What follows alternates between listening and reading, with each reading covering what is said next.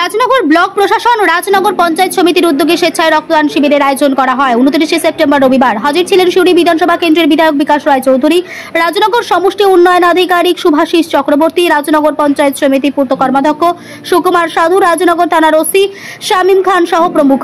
এছাড়াও উপপ্রধান শেখ সেলিম, মোহাম্মদ শরীফ, শেখ কাবুল, শোভন আচার্য সহ অন্যান্যরাও উপস্থিত ছিলেন। আয়োজকরা জানান, আর মাত্র কয়েকটা দিন পরেই দুর্গাপুজো উৎসবের সময় ব্লাড ব্যাঙ্কগুলিতে রক্তের ঘাটতি দেখা যায়। সেই ঘাটতি মেটাতেই এবং মুমূর্ষু রোগীরা যাতে সময়ের মতন রক্ত পান, চিকিৎসা চলাকালীন ও আপৎকালীন মুহূর্তে সেই বিষয়গুলি মাথায় রেখেই এমন মহৎ উদ্যোগের আয়োজন।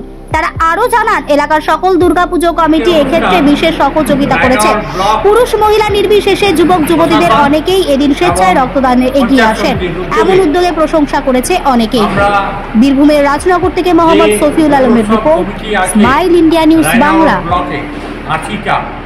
যে টাকা পেয়েছে, চেক পেয়েছে, তাদের কাছে আমরা অনুরোধ করেছিলাম যে এখন যে অবস্থা, থ্যালাসেমিয়া সহ বিভিন্ন রকম অ্যাক্সিডেন্ট এবং সাধারণ যারা রোগী তাদের ব্লাডের খুব সমস্যা, ব্লাড ব্যাঙ্কে ব্লাড নাই। আমরা যারা ব্লাড ব্যাঙ্কের সঙ্গে যুক্ত তাদের সাথে যোগাযোগ করে আমরা দেখেছি, ওনারা বলেছেন আপনার ব্লাডের ক্যাম্প করুন। আমরা চাই যে আপনারা করলে মানুষের খুব পরিষেবা দেয়। একটা ব্লাড দেওয়া মানে জীবন দান করা, এটা আমরা বুঝি। তাই আজকে আমরা অনুরোধ করছিলাম চেক দেওয়ার দিন 29 তারিখ রবিবার আমরা এটা ব্লাড ক্যান্সার করবো। আমরা গতবারে করতে পারি না, কিন্তু তার আগেবারেও করেছিলাম।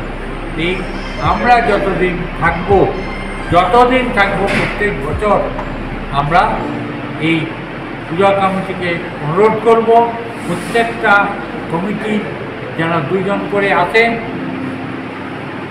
সেই হিসাবে আজকে উদ্যোগ নিয়েছে এবং ব্লক প্রশাসন, পঞ্চায়েত সমিতি সবাই থাকবে।